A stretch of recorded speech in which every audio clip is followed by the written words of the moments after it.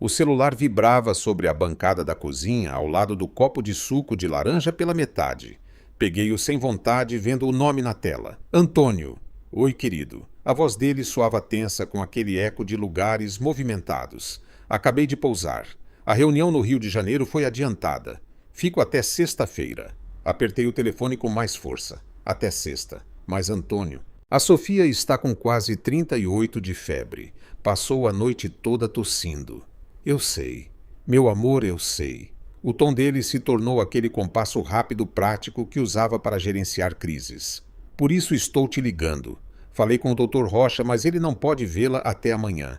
Você precisa levá-la à emergência do Sírio-Libanês, que é perto de casa. É bom. Lá eles têm o meu cartão do convênio. O seu cartão do convênio. Repeti vazia. Lucas, meu outro filho, puxava meu pijama por baixo com os olhos inchados de sono. Antônio, posso levá-la ao nosso pediatra, o de sempre? Não, Marina. Sua voz endureceu por apenas um instante. Depois voltou a suavizar-se como uma luva de veludo. No Sírio-Libanês eles têm todo o histórico dela, todos os exames, tudo. Conhecem o caso dela. É melhor. Confia em mim, por favor. Só quero o melhor para eles. Essa frase, o melhor para eles. O mantra dos últimos 6 anos, desde que os gêmeos nasceram à cantilena, que justificava cada exame de sangue estranho, cada visita de rotina, que Antônio insistia em fazer sozinho, cada precaução que a mim me parecia exagerada. Marina, você está aí? Sim, sim, estou aqui. Vou ao Sírio-Libanês. Obrigado, querida. Você é um anjo. Mais tarde ligo para dar um beijo neles. Cuide muito bem dos dois. Ele desligou. Deixei o celular sobre a mesa. Mamãe, a gente já vai? Perguntou Lucas com a voz rouca. Sofia no sofá tossia fracamente, seus cachos castanhos colados à testa suada. Sim, meu anjo, agora mesmo. Ajudei-os a se vestir movendo-me como um autômato. Antônio sempre cuidara dessas coisas. Ele era quem memorizava os nomes dos medicamentos, quem sabia a dose exata de Tylenol, quem tinha na carteira um cartão plastificado com os tipos sanguíneos das crianças, para o caso de acontecer alguma coisa, dizia. Eu o admirava por isso, o amava por sua dedicação feroz de lobo protetor. Agora, enquanto dirigia para o Hospital Sírio-Libanês, sob um céu de chumbo de São Paulo, essa mesma dedicação pesava como uma pedra no meu estômago. Por que tinha que ser este hospital? Porque ele era sempre tão específico, a sala de emergência pediátrica cheirava-e a desinfetante e a medo contido. Sofia, aninhada no meu colo, quase não se queixava. Lucas folheava um gibi desbotado. A espera foi eterna. Finalmente, uma enfermeira com ar cansado nos chamou, família de Sofia Herrera. Sim, aqui. Carreguei minha filha nos braços, peguei a mão de Lucas e segui a enfermeira por um corredor claro demais. O médico que nos atendeu era jovem com um sorriso rápido. Fez-me as perguntas de praxe. Desde quando a febre? Tem alergias? Algum antecedente importante? Nenhum? Bom. O pai dela sempre diz que é preciso ficar de olho. Interrompi-me sentindo-me boba. Ele é muito precavido. O médico assentiu ausente enquanto auscultava Sofia. Vamos fazer um exame de sangue rápido por via das dúvidas, mas parece uma infecção viral comum. Deu umas palmadinhas na maca. Espere aqui, por favor. Ele e a enfermeira saíram. O quarto pequeno e branco encheu-se com o som da respiração entrecortada de Sofia. Os minutos passaram então, a porta se abriu de novo, mas não era o médico jovem. Era um homem mais velho, de cabelos grisalhos e olhos claros por trás de uns óculos de aros de tartaruga. Usava um jaleco branco impecável. No bolso do peito lia-se Dr. Oscar Gomes. Seu olhar foi direto para mim, depois para as crianças e de novo para mim. Ele não sorria. Senhora Herrera. Marina Herrera, perguntou, sua voz era grave e serena. Sim, Dr. Gomes. Sou o chefe da pediatria. Fechou a porta atrás de si, aproximou-se de Sofia. Tomou-lhe o pulso com uma calma que me pareceu exagerada. Como está a pequena? O outro médico disse que era um vírus. Sim, provavelmente. Seus dedos apalparam suavemente o pescoço de Sofia procurando gânglios. Depois endireitou-se e olhou para mim. Senhora Herrera, seus filhos. Lucas e Sofia Herrera Montoya, certo. Um arrepio percorreu-me. Não era comum um chefe de pediatria aparecer na emergência por um vírus. Sim, eu os conheço, disse ele. E foi como se o quarto perdesse o pouco ar que tinha. Ou melhor, conheço o histórico deles. Seu marido Antônio Montoya os traz às minhas consultas com certa regularidade. Sim, eu disse a boca seca. É que ele é muito cuidadoso, muito atento à saúde deles. O doutor. Gomes não desviava o olhar de mim. Era um olhar estranho carregado de algo que eu não conseguia decifrar.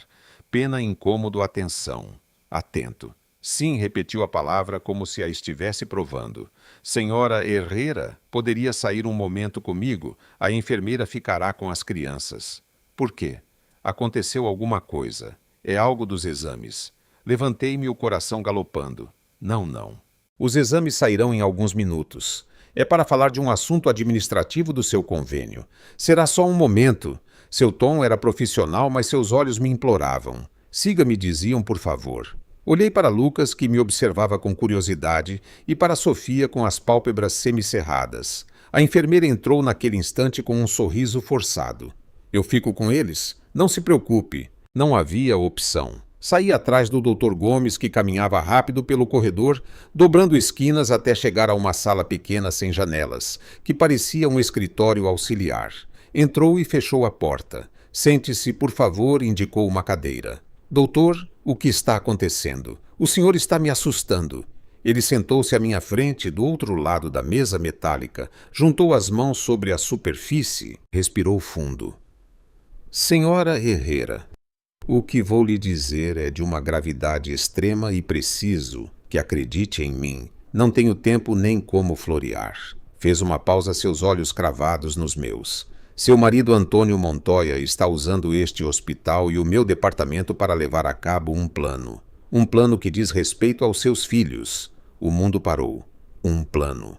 Seus filhos. Lucas e Sofia não vêm aqui para simples check-ups. As palavras caíam como facas lentas precisas. Seu marido os traz periodicamente para submetê-los a exames médicos muito específicos, testes de compatibilidade de tecidos de antígenos. Eu só conseguia olhá-los sem compreender.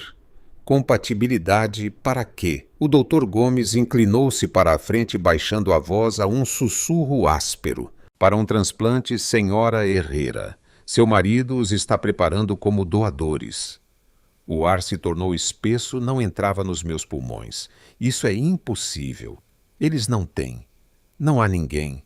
Assim, interrompeu-me.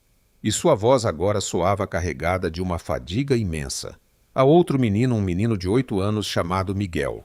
Miguel sofre de uma nefropatia crônica em fase terminal. Ele precisa de um rim e, segundo todos os testes que seu marido mandou fazer aqui, às escondidas, seus filhos, seus gêmeos, são compatíveis, altamente compatíveis.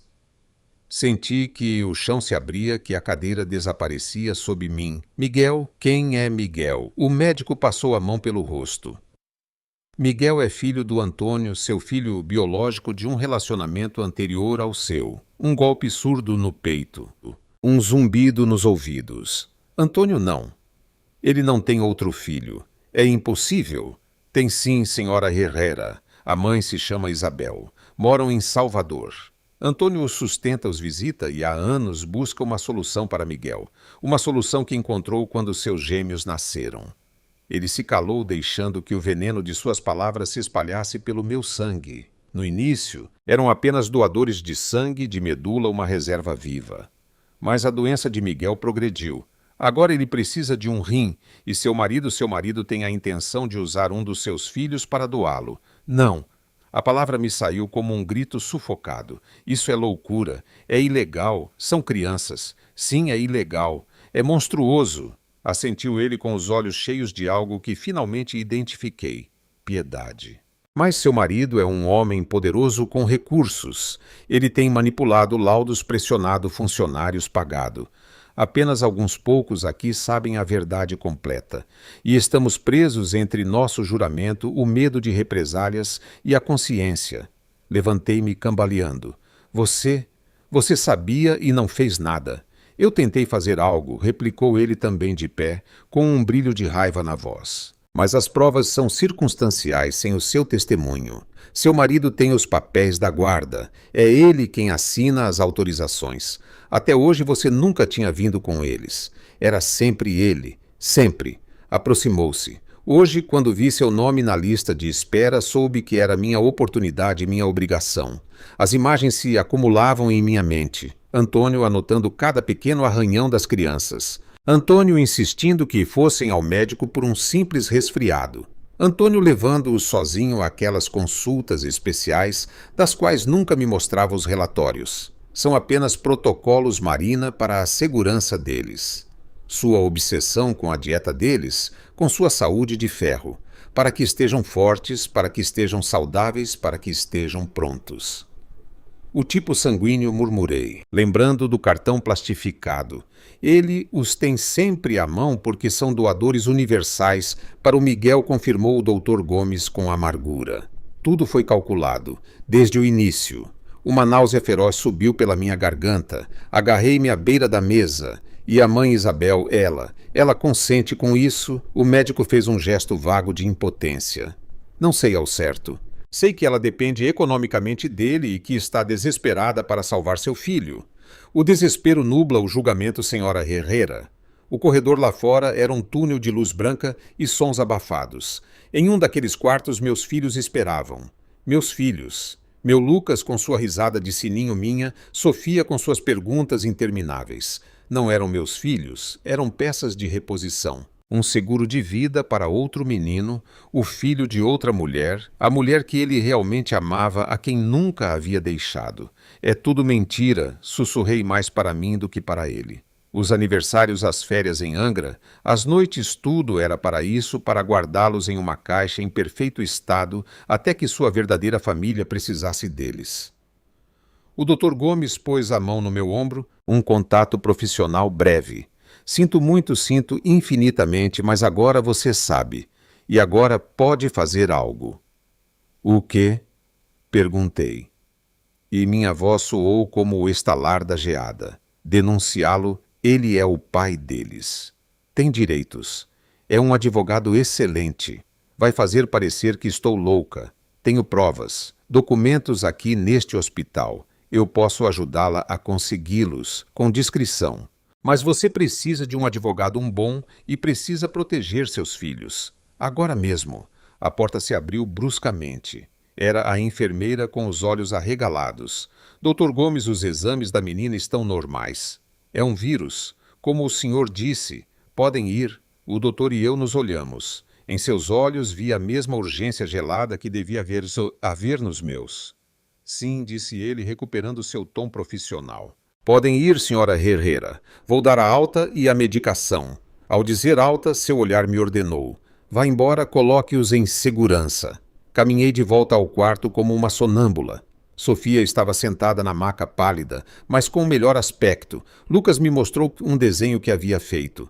Olha, mamãe, um dinossauro no hospital. Abracei os dois com uma força que os fez reclamar. Aspirei seu cheiro de sabonete infantil e a leve febre de Sofia. Um cheiro que era meu, que era real, a única coisa real em meio àquela ruína. Mamãe, você está chorando? Perguntou Lucas tocando minha bochecha. Não, meu anjo, é que eu amo muito vocês muitíssimo. Vesti-os, peguei a receita que outra enfermeira me deu e saí do hospital com uma criança em cada mão. A luz do dia bateu em meu rosto, mas não senti seu calor. Ao chegar ao carro, afivelei-os em suas cadeirinhas. Minhas mãos não tremiam. O pânico passara agora, só restava um frio absoluto e uma certeza de aço. Antônio ligaria em breve para perguntar e eu teria que falar com ele.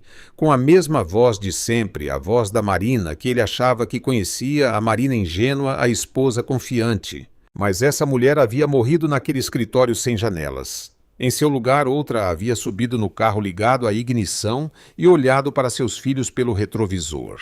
Esta nova mulher tinha um filho e uma filha para proteger de seu próprio pai, e tinha o nome de um fantasma que ameaçava roubar-lhes o futuro, Miguel. Tudo vai ficar bem, eu disse a eles enquanto dirigia para a casa que já não era um lar, mas a cena de um crime que vinha sendo perpetrado há anos. Mamãe está aqui. E pela primeira vez em 6 anos, essas palavras não soaram como consolo, mas como uma promessa, uma declaração de guerra. O zumbido do motor do carro era o único som em minha cabeça. Lucas perguntou de trás com uma voz ainda carregada de sono. Mamãe, por que não vamos buscar o papai? O coração se apertou. Papai está trabalhando, meu anjo. Ele volta em alguns dias. Sofia tossiu fracamente. Mas ele sempre vem com a gente no médico. Sempre confirmei. E a palavra tinha gosto de veneno. Cada lembrança, cada gesto de suposta preocupação girava agora em minha mente como um caleidoscópio sinistro. As consultas de rotina que ele insistia em fazer sozinho. Os exames de sangue por precaução após um simples resfriado. O cartão plastificado com os tipos sanguíneos que ele levava na carteira. Caso algo aconteça, Marina nunca se sabe. Nunca se sabe. Claro que não. Ele sabia. Sabia exatamente para que serviam. Estacionei na garagem do nosso prédio no bairro dos Jardins. O portão automático se fechou atrás de nós com um clique que soou como uma porta batendo. Subimos no elevador, aquele elevador, onde Antônio me beijara 1000 vezes, onde rimos com os carrinhos dos gêmeos quando eram bebês. Tudo era mentira. Cada tijolo deste luxuoso apartamento pago com o salário de seu escritório de advocacia era um tijolo erguido sobre minha ignorância. Ajudei as crianças a irem para a cama. Juntos no quarto de Lucas, Sofia precisava de vigilância. Dei-lhes o xarope. Coloquei seu programa de desenhos favorito. Descansem um pouco, meus amores. Mamãe precisa fazer umas ligações. Fechei a porta do quarto deles e me apoiei nela contendo um grito que subia do meu estômago. A raiva era um bloco de gelo ardente no peito. Miguel Isabel transplante. As palavras do Dr. Gomes martelavam meu crânio. Não podia desmoronar. Não ainda. O doutor me dissera que precisava de provas. Sem provas, eu não passava de uma esposa ciumenta com uma história maluca. Antônio era advogado, um bom advogado. Poderia virar tudo pintar-me como uma mãe histérica afastar-me dos meus filhos. O medo frio e agudo misturou-se com a raiva. Olhei para a porta do escritório de Antônio, seu santuário onde trabalhava até tarde, onde guardava os assuntos delicados dos clientes. Eu nunca entrava, respeitava seu espaço. Que boba Marina, que ingênua. A primeira chamada não foi para a polícia, foi para minha única linha de vida. Lúcia, oi, Lu, sou eu. Minha voz soou estranha como se não fosse minha. Marina, o que aconteceu? Você está péssima. A voz de Lúcia, sempre direta e cheia de energia, ficou tensa imediatamente do outro lado da linha. Preciso que você venha agora. É urgente. É sobre o Antônio e as crianças. Engoli em seco. Não posso te contar pelo telefone. Houve um silêncio cortante. Lúcia era advogada de família das boas. Tinha tirado minha prima de um casamento infernal. Estou numa audiência, mas saio em meia hora. Você está em casa. Está segura? Sim, estou em casa. As crianças estão comigo seguras. Esta casa já não parecia segura. Cada tomada, cada câmera de segurança que Antônio havia instalado para nossa segurança podia ser um olho me vigiando. Estou indo para aí. Não abra para ninguém. Não ligue para o Antônio. Nada. Entendido. A voz de Lúcia era uma ordem clara e firme. Entendido. Desliguei. O silêncio do apartamento era opressivo. Os murmúrios da televisão das crianças eram o único fio que me ancorava à realidade. Caminhei até a porta do escritório. Madeira de carvalho maciço, fechadura de segurança. Antônio sempre guardava a chave, mas eu não era uma intrusa. Eu era sua esposa, a mãe de seus filhos. Dos seus filhos doadores, corrigiu uma voz amarga em minha cabeça. Lembrei-me de que anos atrás, depois de uma festa, Antônio chegara bêbado. Havia guardado todas as chaves em uma gaveta da cozinha, reclamando que não encontrava a do carro. Estariam lá. Desci para a cozinha, para aquela gaveta da bagunça cheia de pilhas manuais e cabos USB.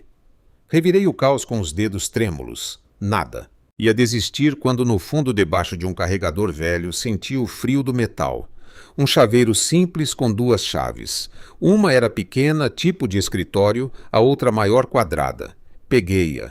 Pesava como uma pedra. Subi as escadas, cada passo uma batida do meu coração. A chave grande entrou na fechadura do escritório. Girou com um clique surdo alto demais. O ar do escritório cheirava a Antônio. A sua colônia a couro a café de ontem. Tudo estava perfeitamente ordenado. A grande mesa de trabalho, a estante cheia de volumes jurídicos, a fotografia do nosso casamento em Trancoso. Sorríamos dois idiotas. Eu com o véu ao vento, ele me olhando como se eu fosse o centro do seu universo. Talvez eu fosse o centro do seu universo de mentiras. Não perdi tempo. Abri a primeira gaveta de sua mesa. Faturas, contratos, documentos do escritório. Nada. A segunda, papéis diversos. Na terceira, a mais profunda, encontrei uma pasta simples de papelão cinza. Não tinha etiqueta. Abria e o mundo parou definitivamente. Na primeira folha, uma foto. Um menino loiro de uns 7 ou 8 anos sorrindo com timidez. Tinha os olhos de Antônio, aqueles mesmos olhos escuros profundos, o mesmo formato da boca. Sob a foto, escrito à mão com a letra impecável do meu marido, Miguel, 8 anos, dezembro. Virei a folha. Laudos médicos. Hospital das Clínicas da UFB a Salvador. Páginas e páginas de termos que eu mal entendia. Nefropatia crônica. Filtrado glomerular diminuído. Em espera de transplante renal de doador vivo compatível. Mas outras palavras saltavam aos olhos. Estudos de compatibilidade realizados. Doadores potenciais. Lucas Herrera Montoya e Sofia Herrera Montoya. Resultado: compatibilidade altamente favorável para doação renal unilateral. Um gemido escapou da minha garganta. Apoiei as mãos na mesa para não cair. Páginas seguintes. Mais laudos, mas do nosso hospital, o Sírio-Libanês. Exames de sangue de Lucas e Sofia, datados ao longo dos últimos 3 anos. Perfis imunológicos. Estudos de histocompatibilidade. Autorizações assinadas por Antônio Montoya Pai / tutor legal. Eu não tinha assinado nada, nunca me pediram. E depois as cartas. Não eram e-mails impressos, eram cartas escritas à mão com uma letra feminina elegante, mas cheia de curvas. O cabeçalho, querido Antônio. A assinatura, com todo o meu amor, Isabel. Peguei a primeira que encontrei com data de quase 2 anos atrás. Antônio, meu amor. Miguel teve outra crise. Os médicos dizem que não podemos esperar muito mais. A diálise o está destruindo. Quando você fala dos seus outros filhos, de como são saudáveis, sinto uma esperança terrível. Sei que é horrível pensar assim, mas é meu menino, nosso menino. Você diz que eles são a solução, que é um presente do destino, que sejam compatíveis. Eu só rezo para que tudo dê certo e que não cause dor àquela mulher. A Marina. Você diz que ela nunca saberá.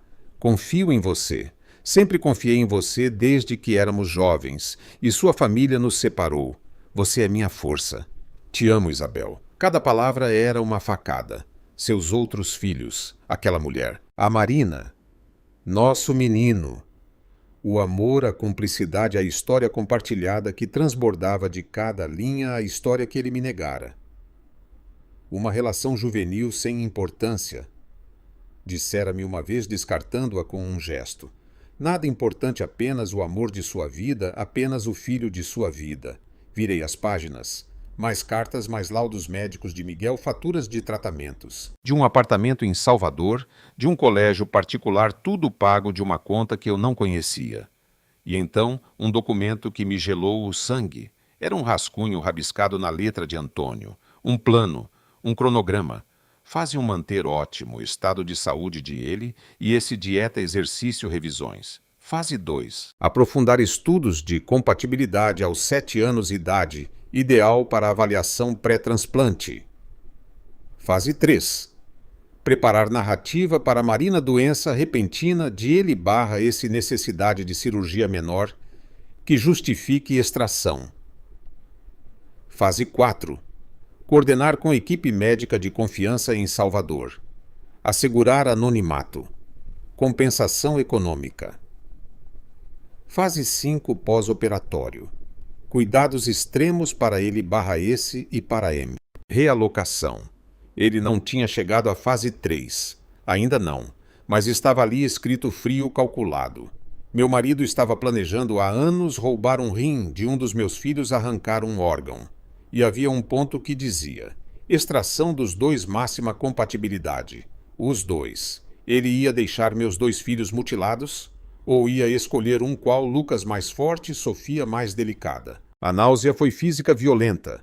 Corri para o banheiro ao lado do escritório e vomitei no vaso sanitário com ânsias secas e dolorosas que não aliviavam o vazio espantoso que se abria em meu peito.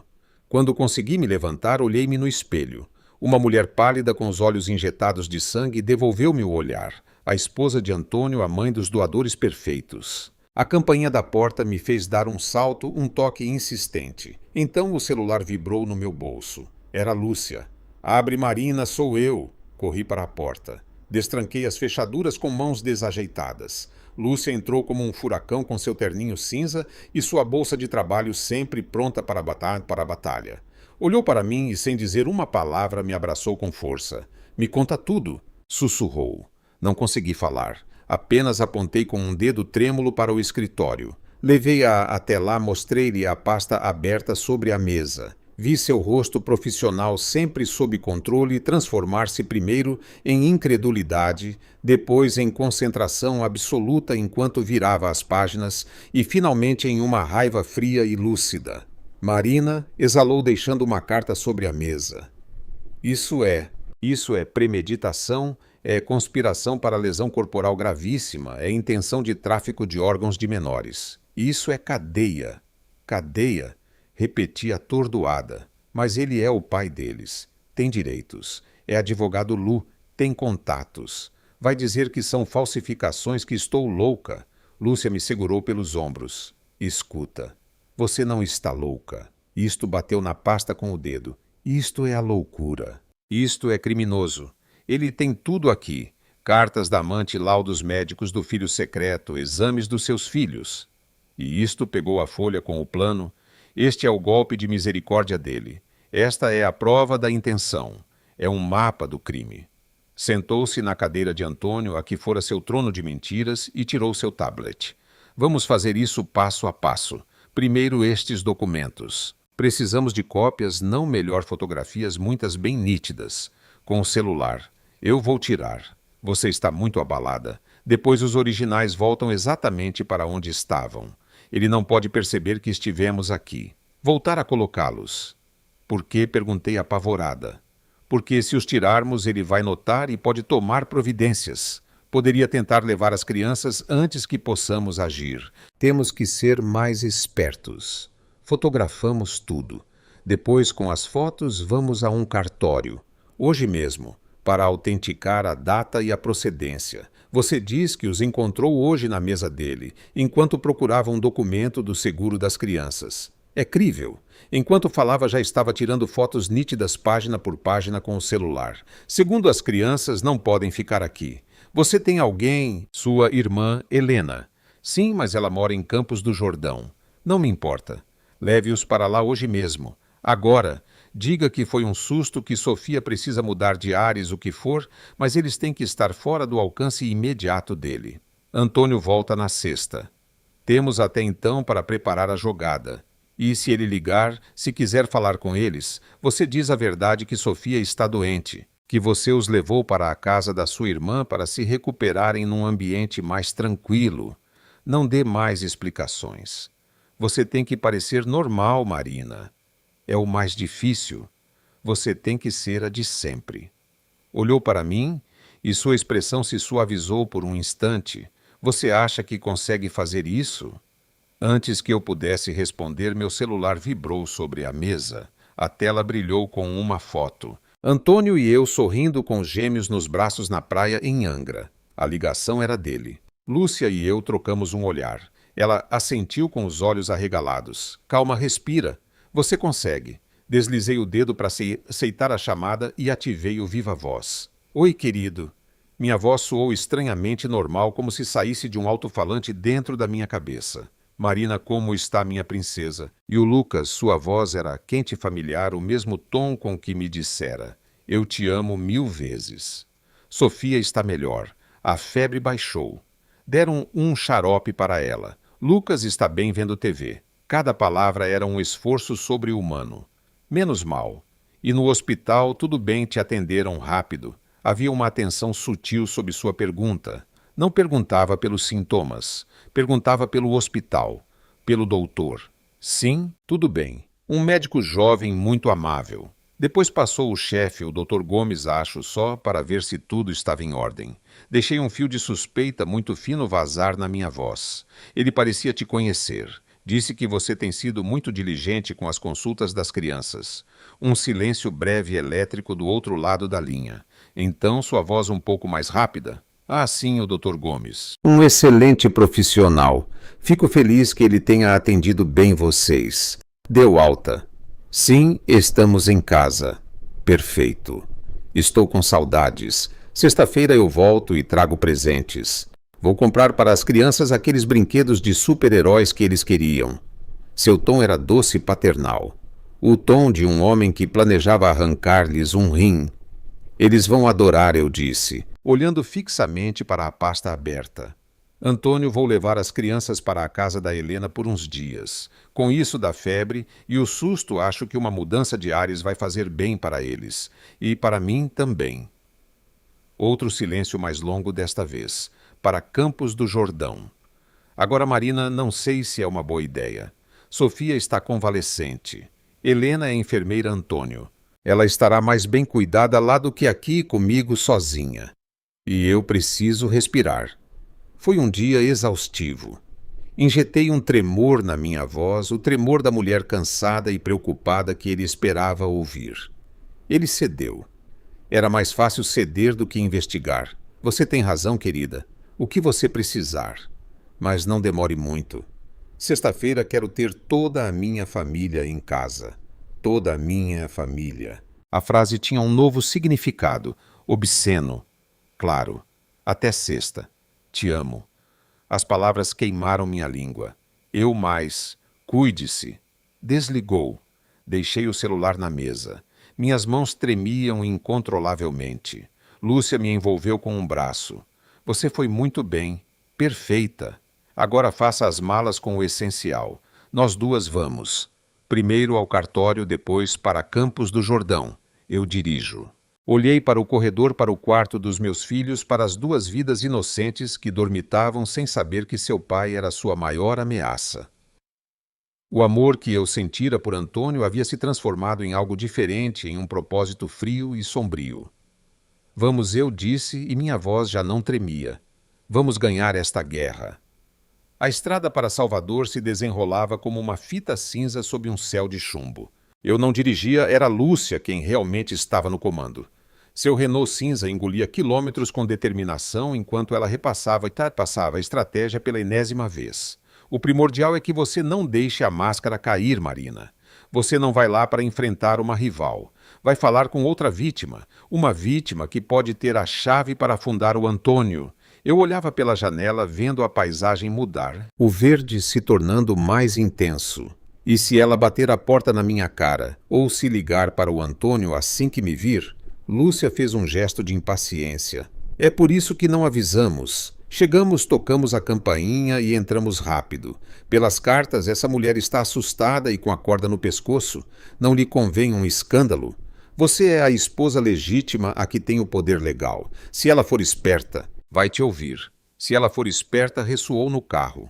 No banco de trás, Lucas e Sofia dormitavam exaustos depois da noite na casa da minha irmã Helena, em Campos do Jordão. Eu lhes dissera que íamos ver uma amiga minha que estava doente, uma meia-verdade que me engasgava. Deixei-os com Helena, não sem antes suplicar que não os perdesse de vista.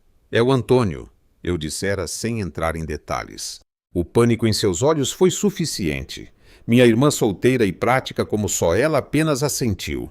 Aqui nada vai acontecer. Mas você tenha cuidado, Marina. Esse homem nunca me cheirou bem. Salvador nos recebeu com um sol enganoso que não aquecia o frio que eu carregava dentro.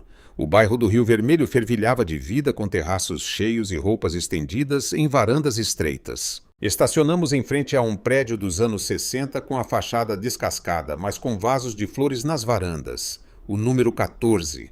O endereço que estava nas faturas da pasta de Antônio. Tem certeza de que quer fazer isso sozinha? Lúcia pôs a mão no meu braço. Posso subir com você? Não. Tem que ser eu. Ela e eu. Respirei fundo. Espere por mim aqui. Se em meia hora eu não descer ou se ouvir gritos, suba. Ou chame a polícia, corrigiu ela séria. Subi as escadas de 2 em 2 como se duvidar fosse minha perdição. Terceiro andar, porta à esquerda. Um nome na campainha. I. Soriano. Isabel Soriano, a dona da letra elegante das cartas cheias de amor e desespero.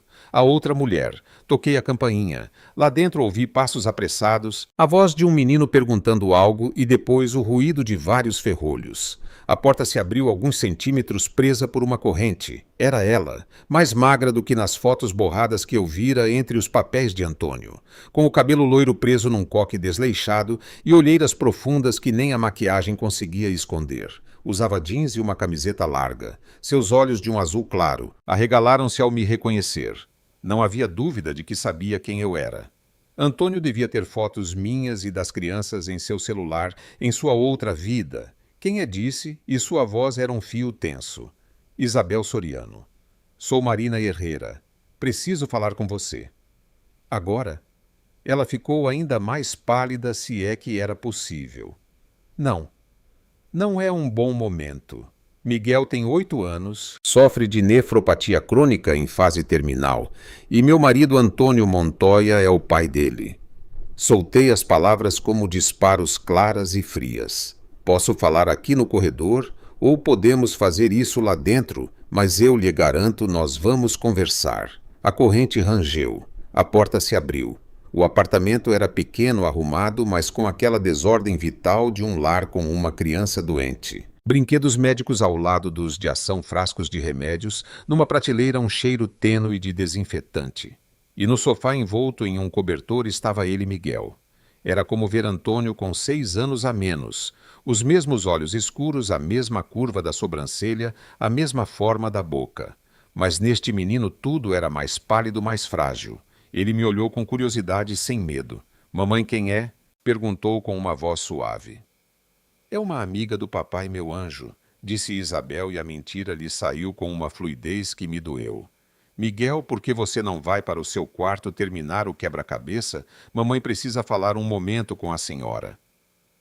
O menino obedeceu, lançando-me um último olhar antes de desaparecer por um corredor. Quando a porta do quarto dele se fechou, o silêncio na sala se tornou opressivo. Isabel não me ofereceu um assento. Ficou de pé, cruzando os braços sobre o peito, uma postura defensiva. O que você quer? Como me encontrou?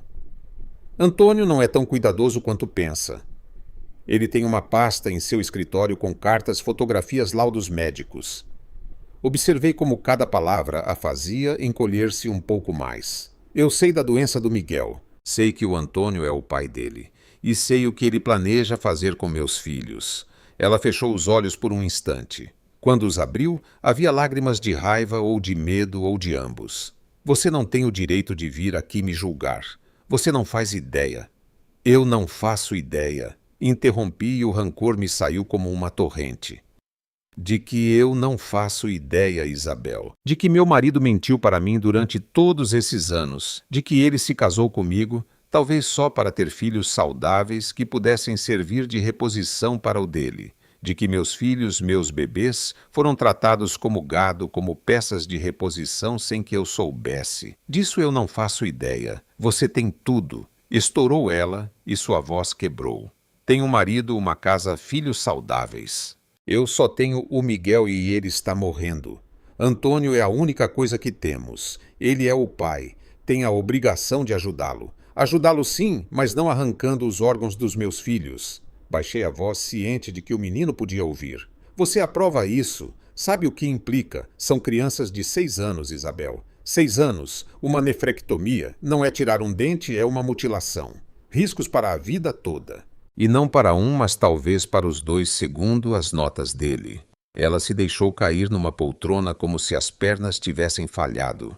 Cobriu o rosto com as mãos. Eu não aprovo, sussurrou entre os dedos. Nunca aprovei. Disse a ele 1000 vezes. Mas o Antônio... Ele tem um jeito de falar, de convencer. Diz que a medicina avançou, que as crianças se recuperam rápido, que é um ato de amor entre irmãos, que ele se encarregaria de que não lhes faltasse nada, de que tivessem o melhor atendimento. Irmãos cuspe a palavra. Meus filhos nem sabem que ele existe. E ele, o que diz a eles? Que o papai deles tem outra família em Salvador, que eles têm um meio-irmão a quem precisam dar um rim para poder continuar vivendo. Não. Ela ergueu a cabeça, os olhos brilhantes. Miguel não sabe que Antônio é seu pai. Acha que ele é um tio, um amigo da família que nos ajuda.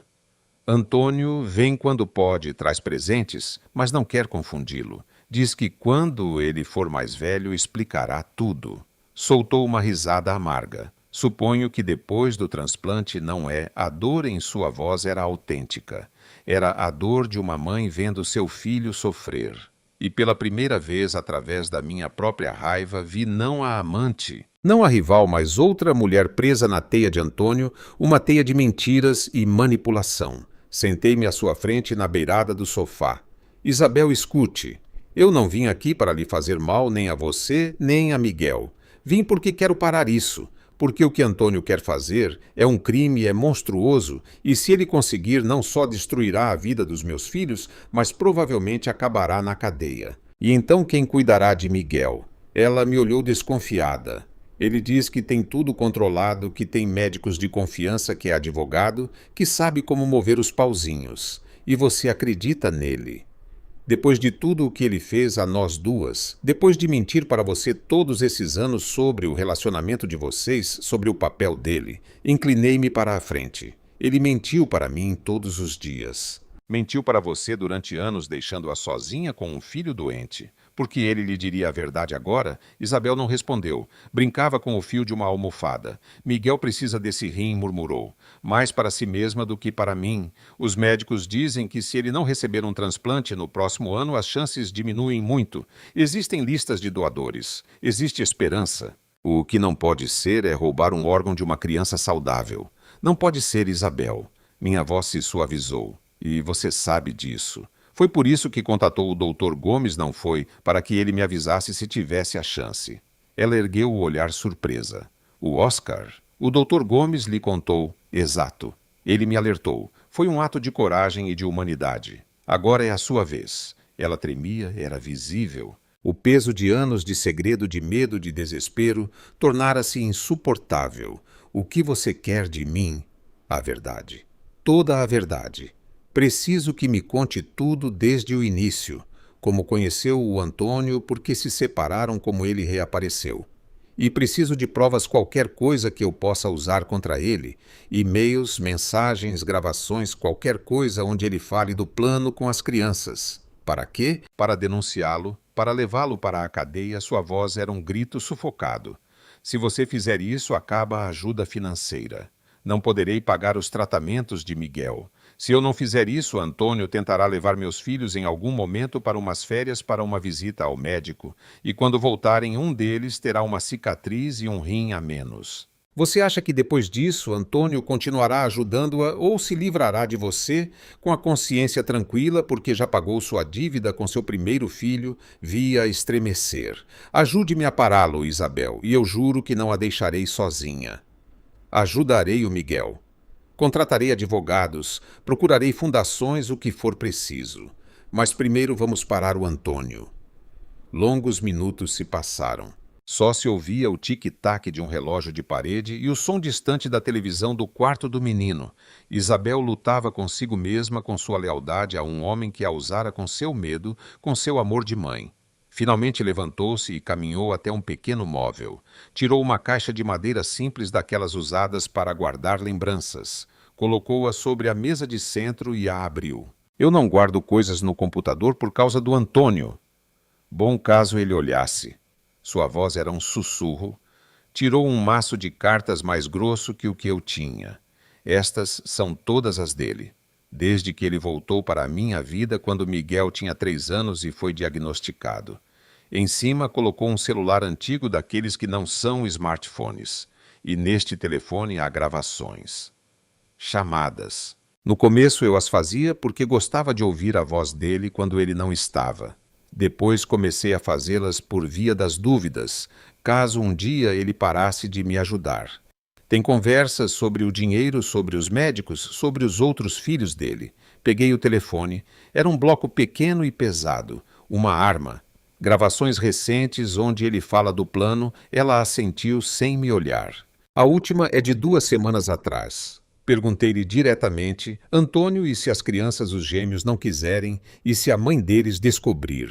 Engoliu em seco. Ele disse que isso não ia acontecer, que você confiava nele cegamente, que era uma mãe devota, mas ingênua, e que no pior dos casos ele tinha a guarda compartilhada e podia tomar decisões médicas de emergência, que já tinha um advogado amigo que poderia justificar uma extração de órgão entre irmãos em caso de extrema necessidade emocional e familiar.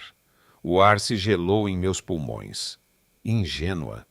A palavra ressoava como uma bofetada, mas ainda mais o da extrema necessidade. Ele estava pesquisando brechas legais. Estava preparado para lutar e para ganhar nos tribunais. Você tem que me dar isso, Isabel. Ela fechou a caixa com um baque seco. Não posso. Você pode ouvir aqui, mas não leve. É o meu único seguro. Se o Antônio descobrir que eu o traí... Ele já traiu a nós duas. Estendi a mão para ela, mas ela a retirou. Isabel sem provas é a sua palavra contra a minha. Ele é um advogado de prestígio. Eu sou a esposa ciumenta que descobriu a traição e agora inventa histórias de terror para ficar com as crianças. Você tem que escolher. Confia nas promessas de um homem que a engravidou e desapareceu, que a esconde como um segredo vergonhoso, ou confia em outra mãe que lhe jura que fará o possível para ajudar seu filho, mas não à custa dos dela. Seus olhos azuis e cheios de lágrimas perscrutaram os meus, procurando mentiras, procurando algum sinal da manipulação a que estava acostumada. Eu não desviei o olhar. Deixei que visse toda a minha dor, toda a minha raiva e também minha determinação. Há mais uma coisa, disse ela, com voz rouca. Algo que talvez você não saiba e que explica por que Antônio está tão obcecado em que sejam dos seus filhos quem doe. Que coisa! Quando Antônio e eu éramos jovens, estávamos loucamente apaixonados. Éramos de mundos diferentes, você sabe. Minha família era humilde. A dele... Bom, você conhece os Montoya. Disse isso com rancor. O pai dele lhe deu um ultimato, ou me deixava ou seria deserdado. Cortariam todo o apoio, os estudos, o futuro no escritório da família. Antônio me deixou, foi para São Paulo e meses depois descobri que estava grávida. Não lhe contei, não queria que ele voltasse por obrigação. Fez uma pausa recuperando o fôlego. Mas a vida dá voltas. Quando Miguel ficou doente, eu não tinha dinheiro. Minha mãe, que é a única família que me resta, insistiu, procure o pai. É responsabilidade dele também. Finalmente o localizei. Foi ele quem insistiu em fazer os testes de paternidade. E quando confirmou que Miguel era seu, ele mudou. Tornou-se obsessivo. Disse que era um castigo de Deus por ter abandonado seu filho, por ter me abandonado. Que esta era sua segunda chance. Que salvar Miguel era sua redenção. Mas não de qualquer maneira. Tinha que ser com o sangue dele, com o sangue de seus outros filhos. Como se fosse um sacrifício, uma reparação, uma dívida a ser paga com órgãos. Um arrepio me percorreu. Não era apenas crueldade nem cálculo. Era algo mais sombrio, mais retorcido. Uma espécie de fanatismo redentor. Antônio não queria apenas salvar Miguel, queria expiar sua culpa à custa de Lucas e Sofia. Isso o tornava ainda mais perigoso. Um homem motivado pela culpa e pelo delírio de redenção é capaz de qualquer coisa. É por isso que não basta dinheiro ou procurar outro doador, continuou Isabel. Para ele tem que ser assim. Tem que ser um ato de restituição familiar. É uma obsessão. O quarto parecia menor mais carregado. O telefone com as gravações estava entre nós na mesa. Como uma granada sem pino. Deixe-me ajudá-la, Isabel. Eu disse com a voz mais suave que pude. Ajude-me a pará-lo para o bem de todos. Para o Miguel também. Você quer que seu filho viva com a consciência de que deve a vida a meio-irmãos que seu pai quis mutilar, a uma mulher que ele destruiu? Foi essa última pergunta que quebrou suas defesas. Um soluço escapou de sua garganta. Ela pegou o telefone e o pôs na minha mão. Seus dedos frios e finos se fecharam em torno dos meus por um instante, leve. Mas, por favor, faça rápido. Ele costuma ligar às quintas à noite. Se notar algo estranho, algo diferente em mim. Até lá, isso já terá começado. Assegurei guardando o telefone na minha bolsa como se fosse um artefato explosivo. E, Isabel, você tem algum lugar para ir por precaução. Algum parente? Algum amigo longe daqui? Ela balançou a cabeça assustada. Só minha mãe num vilarejo em Sergipe, mas ela está doente. Vá para lá hoje. Diga ao Antônio que Miguel precisa de ar puro ou o que for, mas afaste-se daqui por uns dias. Só até isso estourar. Ela assentiu assustada, mas com um vislumbre de alívio nos olhos. O alívio de quem, depois de anos carregando um segredo sozinha, finalmente compartilha o peso. Saí do apartamento dela com as pernas trêmulas. As gravações pesavam na minha bolsa mais do que uma rocha. Ao chegar ao carro, Lúcia leu meu rosto imediatamente. Abri minha bolsa e lhe mostrei o telefone antigo. Temos a confissão dele. E temos a amante do nosso lado. Ou pelo menos não contra nós. Lúcia assobiou baixinho. Marina, isso é. Isso é dinamite pura. Ligou o motor. E agora? Agora. Eu disse olhando pela janela para a fachada do prédio onde uma figura loira espiava por trás de uma cortina. Agora vamos ver um advogado. Não apenas o seu. O melhor advogado criminalista de São Paulo. Porque isso não é mais um divórcio, Lúcia. Isto é uma guerra. E nós vamos com tudo. O escritório de Caio Valente ocupava todo o andar nobre de um edifício imponente na rua Oscar Freire. Não era o tipo de lugar a que eu estava acostumada. As paredes eram forradas de estantes de madeira escura carregadas de tomos jurídicos e o silêncio só era quebrado pelo suave tic-tac de um relógio de pêndulo. Lúcia e eu esperávamos em poltronas de couro enquanto o próprio Valente, um homem de 60 e poucos anos com cabelos prateados e um olhar que não perdia um detalhe, ouvia as gravações do telefone de Isabel. Eu havia selecionado duas, a primeira de 6 meses atrás. Antônio, não se preocupe com os detalhes, Isabel. Eu cuido de tudo. As crianças estão perfeitas, são fortes. Quando chegar a hora, tudo será rápido e discreto. Isabel e a Marina? O que você vai dizer a ela? Antônio, um suspiro. A Marina é uma mãe maravilhosa, mas ingênua. Ela confia em mim cegamente. Se for preciso fazer uma pequena cirurgia, direi que é para o bem deles. Uma besteira qualquer sobre apendicite ou algo assim. Ela assinará o que for preciso. Isabel. Não sei, Antônio. Tenho medo. Antônio, eu sou o pai deles. Tenho o poder familiar. E tenho amigos em lugares-chave. Isso não é negociável, Isabel. É a única forma de salvar o Miguel. A segunda gravação mais recente era a que Isabel já me havia descrito, onde Antônio falava da extrema necessidade familiar e de seus contatos legais. Valente parou a gravação. Sua expressão não havia mudado. Colocou as mãos sobre a mesa, formando um arco com os dedos. Senhora Herrera, o que tenho aqui é de um ponto de vista legal potencialmente muito contundente e potencialmente muito delicado. Potencialmente? Perguntei sentindo uma pontada de ansiedade. Ele admite que quer pegar os órgãos dos meus filhos sem o meu consentimento. Ele admite uma intenção, em conversas privadas com a mãe de seu outro filho. Não admite um crime consumado. Valente falava com uma calma exasperante. Seu marido é advogado, um bom advogado. Sabe como falar sem cruzar certas linhas. Aqui ele fala de pequena cirurgia para o bem deles. Nunca diz a palavra rim, nunca diz vou extrair. É retórico, mas em um julgamento a defesa se agarrará a isso. Lúcia interveio com seu tom prático. Mas junto com os laudos médicos, os testes de compatibilidade, o plano escrito, constroem um indício muito sólido de um plano criminoso. Sim, mas para uma ordem de afastamento imediata e, sobretudo, para uma suspensão do poder familiar, precisamos de algo mais. Precisamos demonstrar um perigo iminente e grave. Ele me olhou diretamente. A senhora acha que seu marido tentaria levar as crianças à força em um futuro próximo. Ele volta amanhã, eu disse. E minha voz soou rouca. E tem a guarda compartilhada. De fato, pode pegá-los na escola, levá-los para passar o fim de semana e não voltar. Valente assentiu. Essa é a fraqueza da nossa posição preventiva. Até que ele cometa um ato manifesto, a lei protege seus direitos como pai. Minha recomendação é atuar em 2 frentes. Primeiro, a criminal. Apresentaremos uma denúncia formal amanhã mesmo. Ao amanhecer, baseada em todo este material conspiração para provocar lesão corporal gravíssima, coação possível, tráfico de órgãos. Isso colocará o caso nas mãos de um juiz de instrução e, com sorte, conseguiremos medidas cautelares. Com sorte, repeti. Seu marido não tem antecedentes. É um profissional respeitado. O juiz pode considerar que, enquanto não houver uma ação concreta, não cabe restringir seus direitos. Poderia até arquivá-lo temporariamente. Fez uma pausa. Por isso existe a segunda frente assível, o divórcio expresso por causa de adultério, e o mais importante, o pedido de guarda exclusiva e suspensão do regime de visitas com base no risco para os menores. Adultério. A palavra soou ridícula, mesquinha, comparada à monstruosidade que eu descobrira. É a via mais rápida. Temos provas da relação contínua com Isabel Soriano e do filho em comum.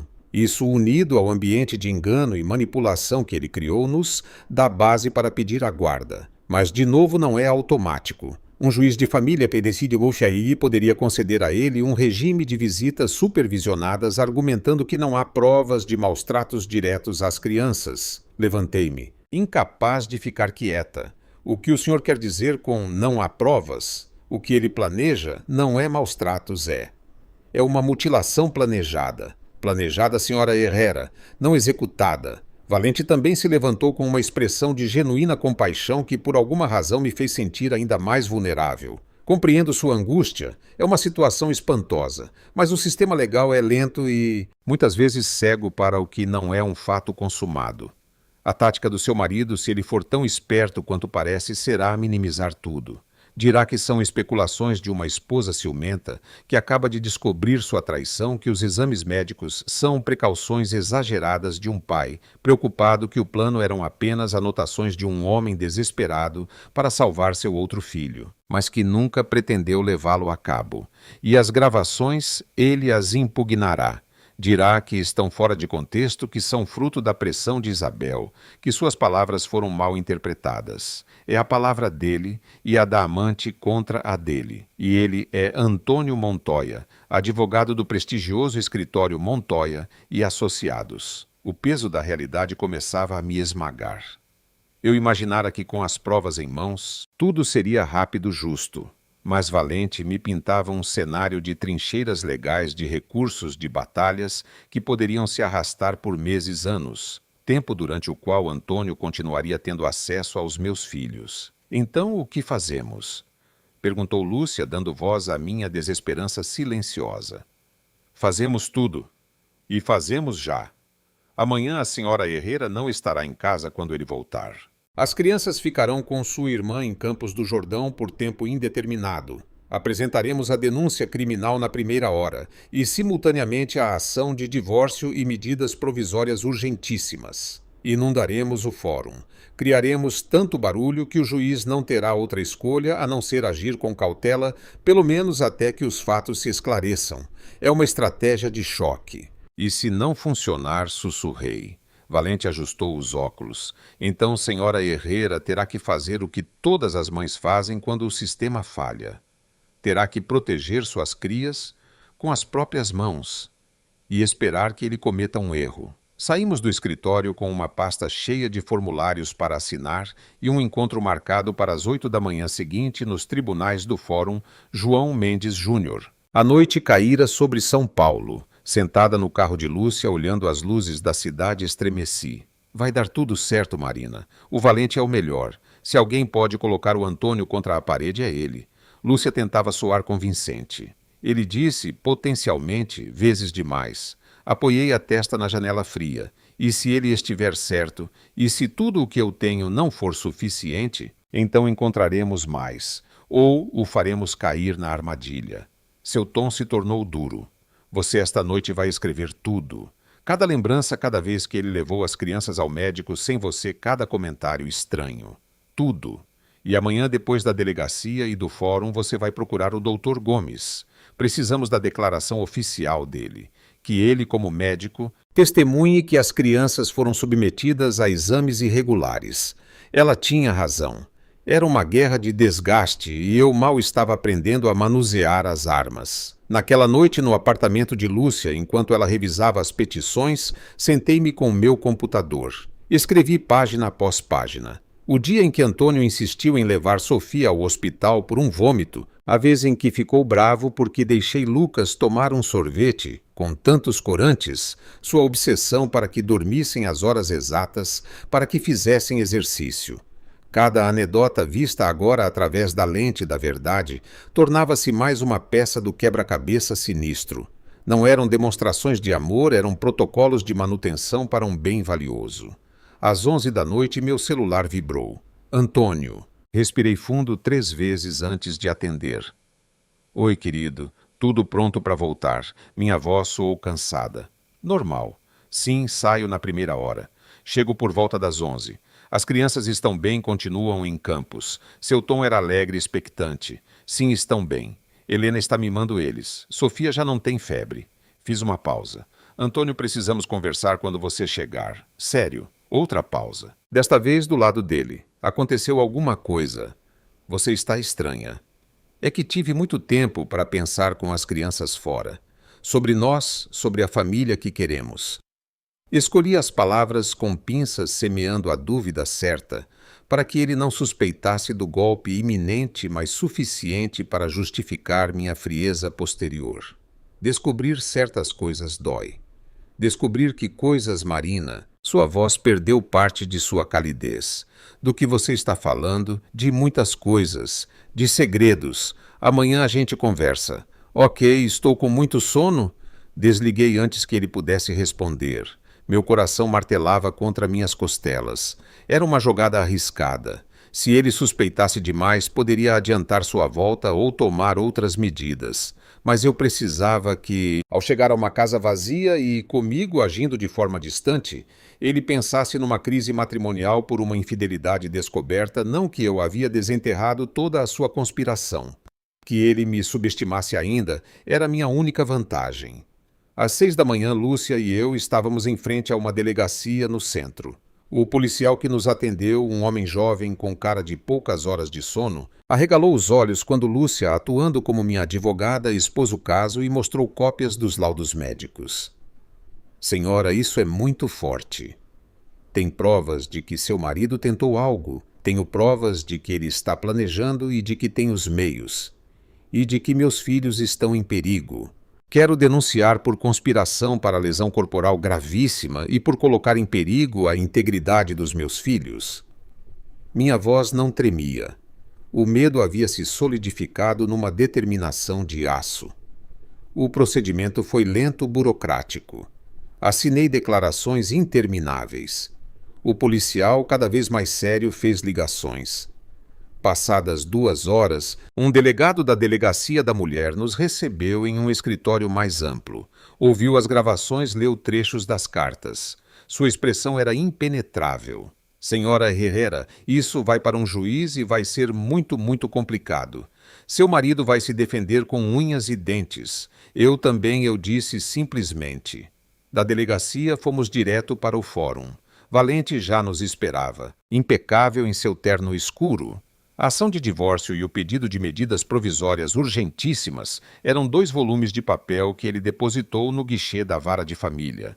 Simultaneamente, outro de seus associados fazia o mesmo com a denúncia criminal no Fórum Criminal. Agora é esperar, disse Valente, olhando o relógio. O juiz de família pode nos intimar para uma audiência em questão de dias, até horas dado o caráter de urgência.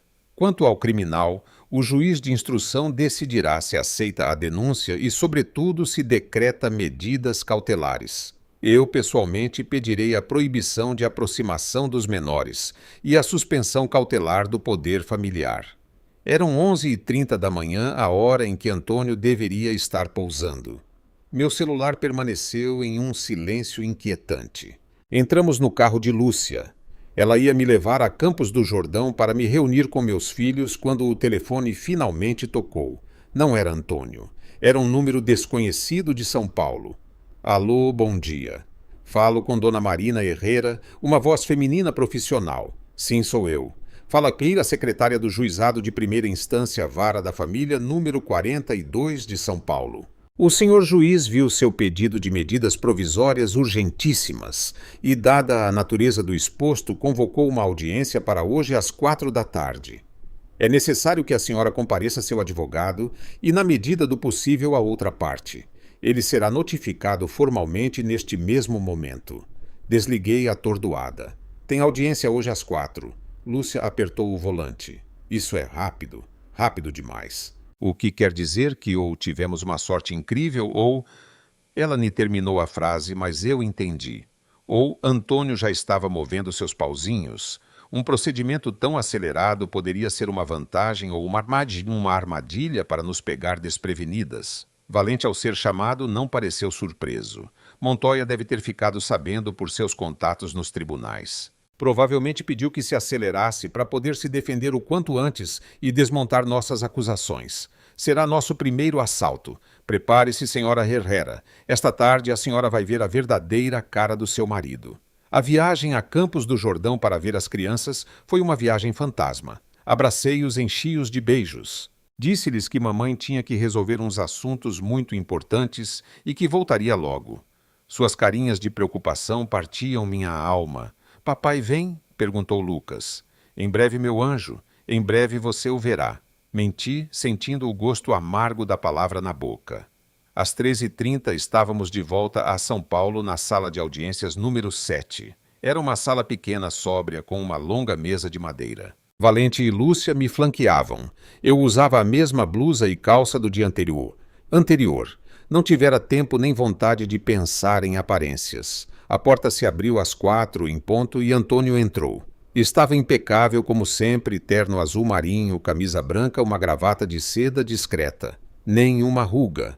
Mas seu rosto era uma máscara de fúria contida. Seus olhos normalmente quentes me atravessaram como punhais de gelo. Ele não vinha sozinho.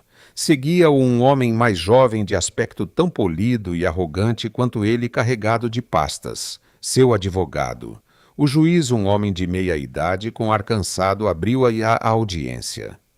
Com a devida vênia, Dona Marina Herrera Montoya, representada pelo Dr. Caio Valente, solicita medidas cautelares urgentes, alegando grave perigo para seus filhos menores por parte de seu pai, o Sr. Antônio Montoya Silva. Antônio não conseguiu se conter mais. Antes que alguém falasse, dirigiu-se a mim, ignorando o juiz, sua voz um sussurro carregado de veneno que atravessou a mesa. Está feliz, Marina, destruir nossa família e inventar essas mentiras monstruosas. Era isso que você queria. O juiz bateu levemente com uma caneta. Senhor Montoya, dirija-se ao tribunal, não a requerente. Sente-se. Seu advogado tocou-lhe o braço. Antônio sentou-se, mas seu olhar não se descolou de mim. Era o olhar de um estranho, de um inimigo. E então começou a batalha. Valente expôs nosso caso conciso, demolidor, a existência do filho secreto, os exames de compatibilidade, o plano escrito, as gravações. Quando mencionou o nome de Miguel, se viu um músculo pulsar na mandíbula de Antônio. Depois foi a vez dele. Seu advogado, um tal Dr. Neves, levantou-se com um sorriso de pena. Meritíssimo, o que ouvimos aqui é a triste e desesperada tentativa de uma esposa ferida em seu orgulho. Sim, meu cliente teve um relacionamento na juventude. Sim, fruto dele tem um filho, Miguel, que infelizmente padece de uma grave doença. Meu cliente, como homem de bem, ajudou essa mãe e essa criança. Isso é tudo. As supostas provas sobre seus filhos legítimos são precauções médicas de um pai excessivamente cauteloso, talvez, mas jamais mal intencionado. Quanto a esse presunto plano, são notas de um homem desesperado, rabiscos de um pai vendo um filho morrer, nunca um projeto real. A senhora, ao descobrir a existência deste filho, perdeu o senso de realidade e construiu esta fantasia macabra. Antônio assentia com uma expressão de dor e decepção perfeitamente interpretada. Quando chegou sua vez de falar, sua voz era grave, emocionada, convincente. Meritíssimo, eu amo meus filhos, Lucas, Sofia e Miguel. A ideia de lhes fazer mal, qualquer mal, me repugna. É verdade que investiguei sobre compatibilidade, num momento de desespero, perguntando-me se haveria alguma remota possibilidade. Mas jamais pensei em levar a cabo sem o consentimento de sua mãe e muito menos mediante engano. Marina é a mãe deles. Eu a respeito. O que ouvi nessas gravações são palavras de consolo para uma mulher histérica, Isabel, que me pressionava. Palavras tiradas de contexto por uma amante ressentida. Era magistral. Transformava as provas em sinais de sua bondade, de sua preocupação paternal. Transformava minha denúncia na birra de uma esposa despeitada e Isabel em uma mulher ciumenta e manipuladora. O juiz olhava suas notas inexpressivo. Senhor Montoya, o senhor admite, então, que submeteu seus filhos menores Lucas e Sofia a testes de compatibilidade para a doação de órgãos sem o conhecimento nem o consentimento de sua mãe. Antônio hesitou uma fração de segundo. Admito que, no contexto da doença do meu outro filho, e movido por uma preocupação extrema, foram realizados alguns exames de sangue de caráter geral, nunca com a intenção concreta que se alega. Valente saltou. Exames de sangue de caráter geral que incluem perfis imunológicos completos e estudos de histocompatibilidade. Isso, meritíssimo, não é um exame geral, é um estudo de doador. O juiz ergueu uma mão. Doutor Valente e Doutor Neves ouviu o suficiente por hoje. Tirou os óculos. A situação é grave e de uma complexidade extrema. Por um lado, existem indícios sérios que merecem investigação. Por outro, não há um ato lesivo consumado. Dirigiu-se a Antônio. Senhor Montoya, proíbo terminantemente que se aproxime dos menores Lucas e Sofia Herrera Montoya ou que tente tirá-los da custódia de sua mãe até nova ordem. Da mesma forma, proíbo que se aproxime da requerente a menos de 500 metros. Uma vitória parcial. Meu alívio durou 1 segundo. No entanto, continuou o juiz, e dada a ausência de agressão física comprovada e o direito fundamental do menor de se relacionar com ambos os genitores, não vou suspender cautelarmente o poder familiar. Estabelece-se um regime de visitas supervisionadas. O pai poderá ver as crianças por 2 horas, 2 tardes por semana em um ponto de encontro familiar, sob a supervisão de um profissional designado pelo juízo. Esta decisão é provisória até que o juiz de instrução criminal se pronuncie sobre a denúncia apresentada. Antônio baixou a cabeça num gesto que pretendia ser de respeito, mas eu vi o fugaz e triunfante sorriso que curvou seus lábios antes de escondê-los. Ele conseguira. Minimizara o dano. Mantinha seu status de pai. Continuaria vendo meus filhos. Sob supervisão, sim, mas os veria. Teria acesso. A audiência terminou. Antônio e seu advogado saíram primeiro. No corredor ele parou e se virou para mim. Seu olhar já não fingia dor. Era puro desprezo. Você perdeu Marina. Só conseguiu me afastar um pouco. Mas eles continuam sendo meus filhos e eu continuo sendo o pai deles. Você vai ver como no final tudo volta ao normal. Valente me pegou pelo braço, impedindo que eu respondesse. Não lhe dê essa satisfação, senhora Herrera. Isto mal começou.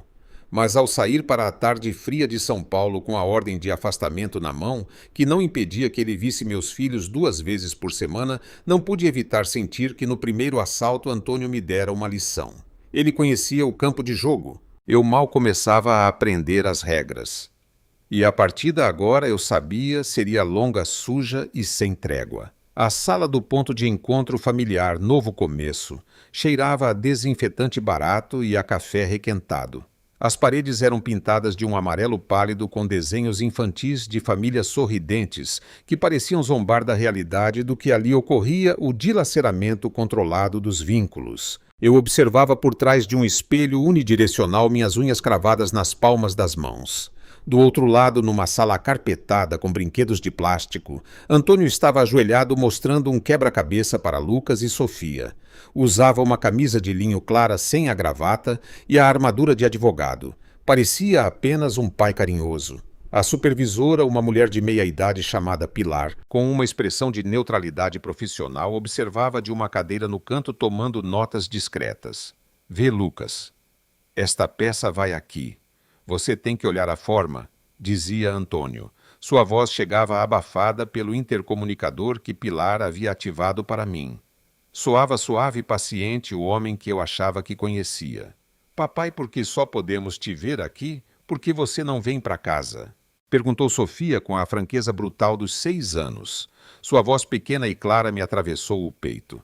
Antônio largou a peça do quebra-cabeça. Pôs a mão na bochecha de Sofia. Mamãe e eu estamos resolvendo umas coisas, princesa. Mas eu amo muito vocês muitíssimo e sempre vou cuidar de vocês. Isso nunca muda, entendido? E o outro menino? Perguntou Lucas sem olhá-lo, concentrado em encaixar uma peça. A tia Helena falou de outro menino. Você tem outro filho. O silêncio na sala ficou espesso. Vi o músculo da mandíbula de Antônio se contrair, mas seu sorriso não se abalou. Às vezes os adultos têm amigos com filhos, meu anjo. O importante são vocês dois. Sempre. Pilar, a supervisora, pigarreou. Senhor Montoya, lembre-se que as conversas devem se concentrar no presente e no vínculo afetivo. Evite temas que possam gerar confusão. Claro, Pilar, você tem razão. Antônio ergueu as mãos num gesto de inocência. Vamos lá, quem vai ganhar este quebra-cabeça? Observei cada microgesto, a forma como sua mão pousava tempo demais na cabeça de Sofia, como se estivesse medindo, avaliando.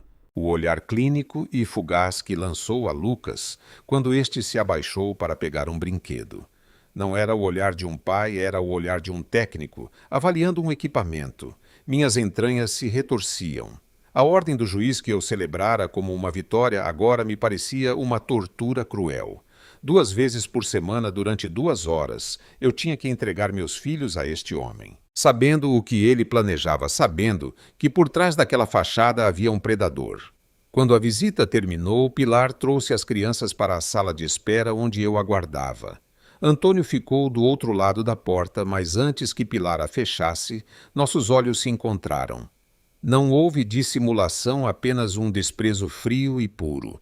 Depois ele me dirigiu um sorriso minúsculo, quase imperceptível, que não chegava aos olhos, um gesto de triunfo. Mamãe. As crianças correram para mim. Abracei-as com força, aspirando seu cheiro de colônia infantil e o creme para as mãos do centro. Se divertiram? Perguntei, tentando fazer minha voz não soar tensa. Sim, mas é estranho, resmungou Lucas. A Pilar não parava de escrever. No carro de volta a Campos do Jordão, Sofia perguntou de sua cadeirinha. Mamãe, o papai fez alguma coisa ruim. O coração parou. Por que você diz isso, meu anjo? Porque você fica triste quando fala dele.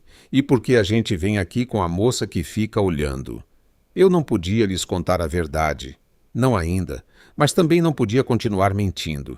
Papai e eu não concordamos em algumas coisas muito importantes. E até resolvermos, um juiz, que é como um professor muito sério, disse que é melhor vocês se verem aqui onde estão seguros. Seguros de quê? Insistiu Lucas, cada vez mais perspicaz. Seguros de que eu amo muito vocês dois. Evadi, amaldiçoando minha impotência.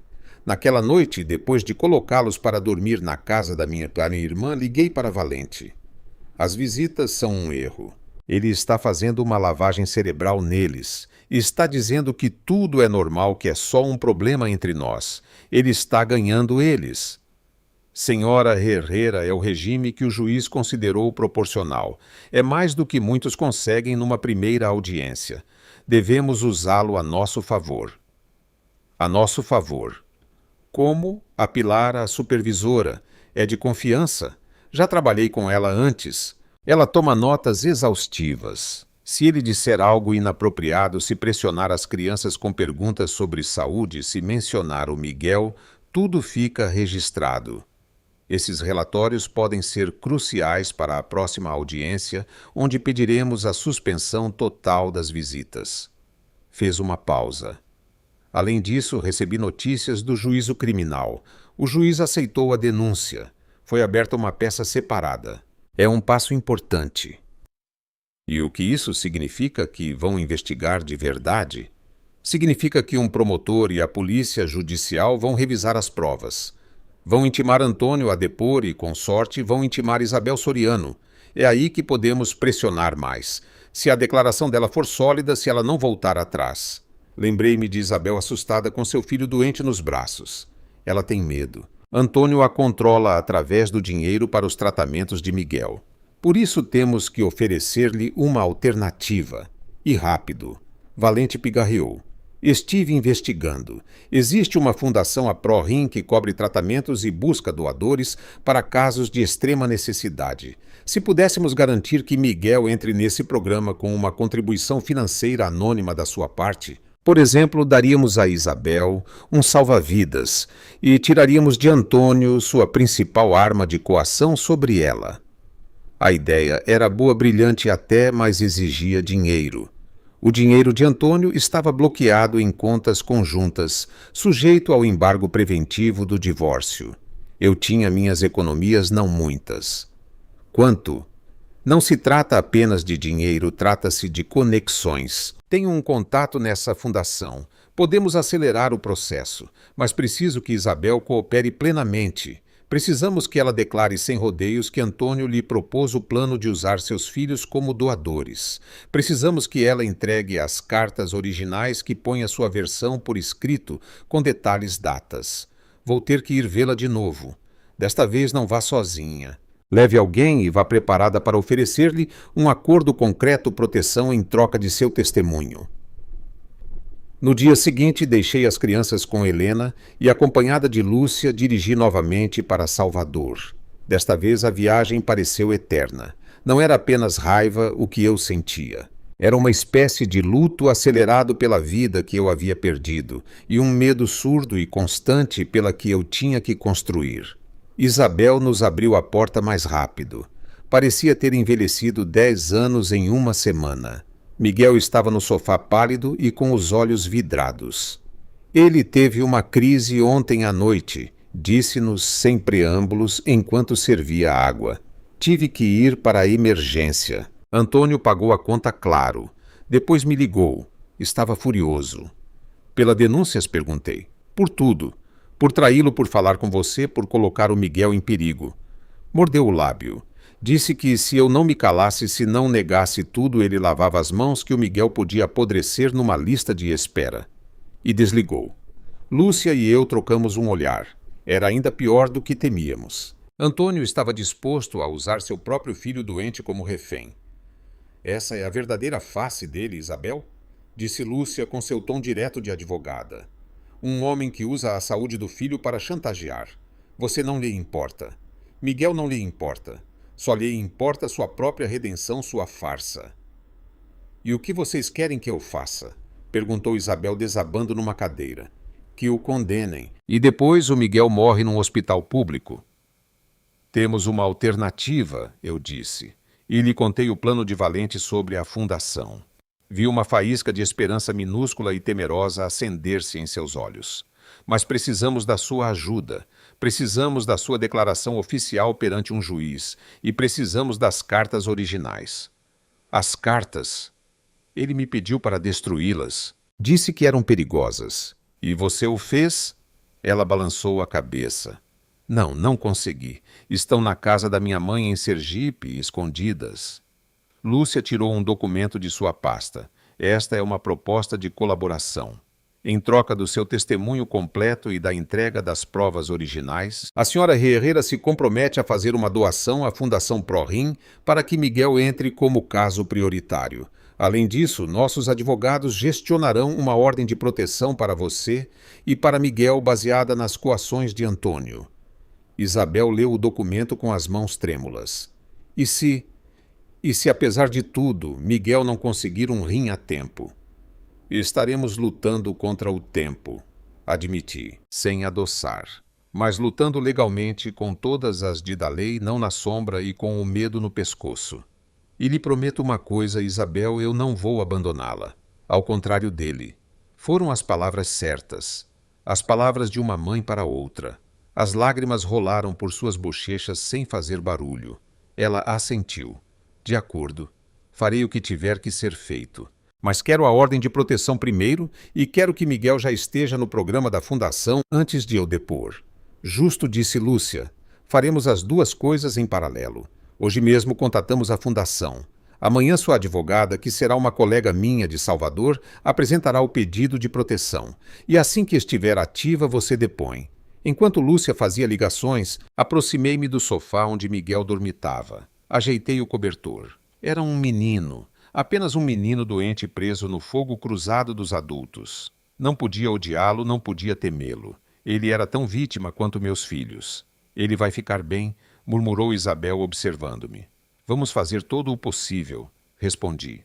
E pela primeira vez acreditei que era verdade. De volta a São Paulo, com o compromisso de Isabel no bolso, senti-me um pouco mais forte. Mas a guerra tinha muitas frentes. No dia seguinte, na segunda visita supervisionada, Antônio mudou de tática. Não brincou. Sentou-se com as crianças e lhes leu um conto. Um conto sobre um valente cavaleiro que tinha que fazer algo muito difícil, algo que lhe dava medo para salvar alguém que ele amava muito. E embora todos ao seu redor lhe dissessem que não podia, que era perigoso, o cavaleiro sabia em seu coração que era o certo, porque o amor às vezes exige sacrifícios muito grandes. Lia Antônio com uma voz grave e convincente. Seus olhos se encontraram com os de Lucas. Entendem, crianças. Às vezes, por amor, temos que ser muito, muito valentes. Sofia assentiu absorta nos desenhos, mas Lucas franziu a testa. E se o outro não quiser ser salvo? Antônio piscou surpreso com a pergunta. O cavaleiro sabia que no fundo era para o bem dele, mesmo que ele não entendesse naquele momento. Pilar, a supervisora, ergueu o olhar de seu caderno. Senhor Montoya, rogo que se atenha à leitura do conto sem acrescentar interpretações morais. Pode confundir os menores. Desculpe, Pilar, é só um conto. Mas seu sorriso era triunfal. A mensagem estava plantada. O sacrifício por amor, o dever familiar, a semente da culpa e da obrigação. Naquela noite, Lucas me perguntou enquanto eu o vestia para dormir. Mamãe, você faria algo que dá muito medo para me salvar ou a Sofia? O coração deu um nó. Qualquer coisa, meu amor, sem hesitar. Mesmo que fosse ruim para outra pessoa, sustentei seu olhar sério e inquisitivo. Lucas, meu amor, às vezes as coisas não são assim.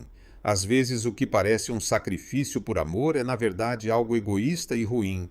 O importante é escutar aqui.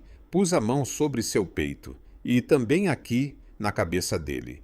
E se perguntar, isso vai machucar alguém de verdade ou é a coisa certa de verdade? Ele pareceu refletir. Papai disse que o cavaleiro era bom. Os contos às vezes simplificam.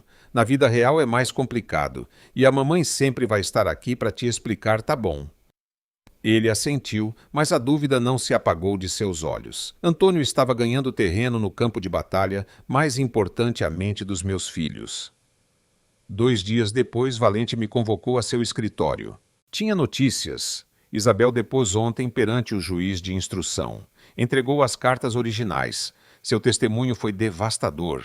Ela descreveu com todos os detalhes a pressão de Antônio, sua obsessão, seu plano.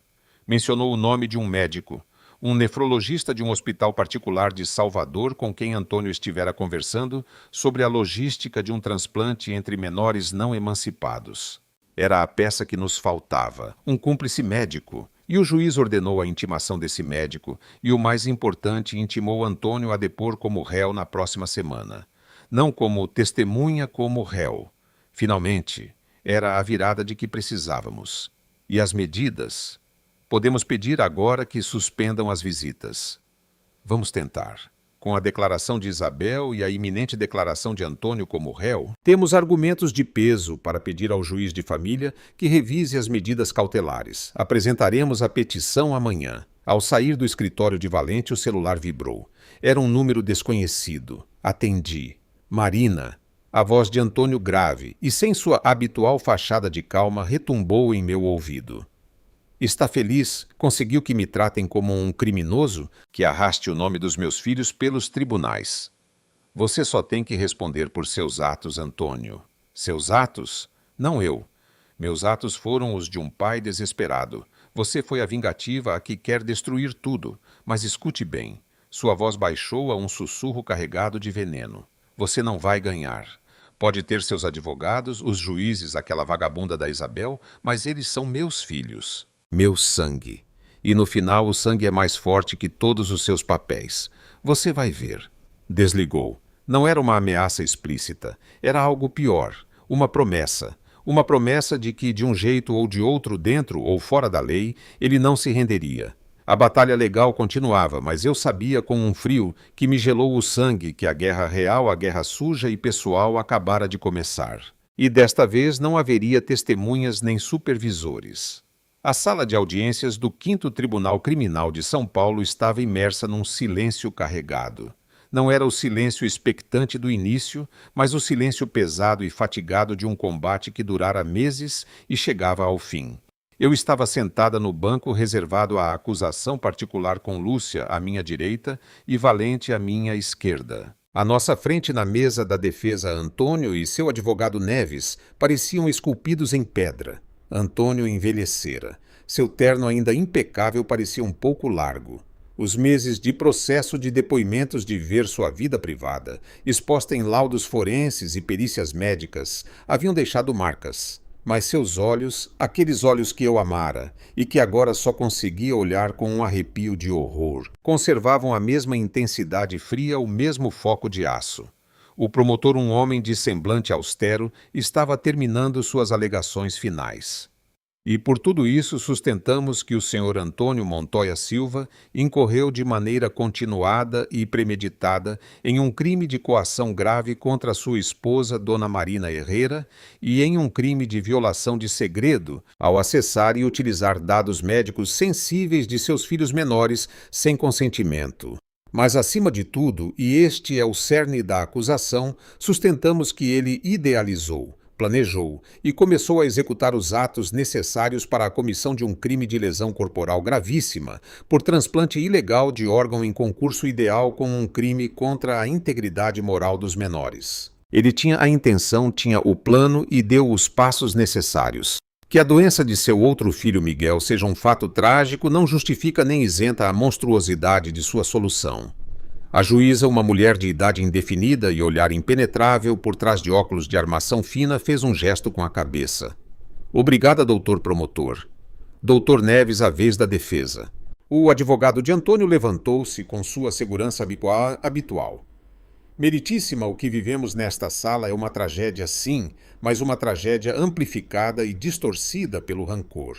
Meu cliente é um homem que, ao se deparar com a doença terminal de um filho, deixou-se arrastar pelo desespero. Sim, investigou opções. Sim, teve conversas inapropriadas. Mas nunca cruzou a linha da ação ilegal.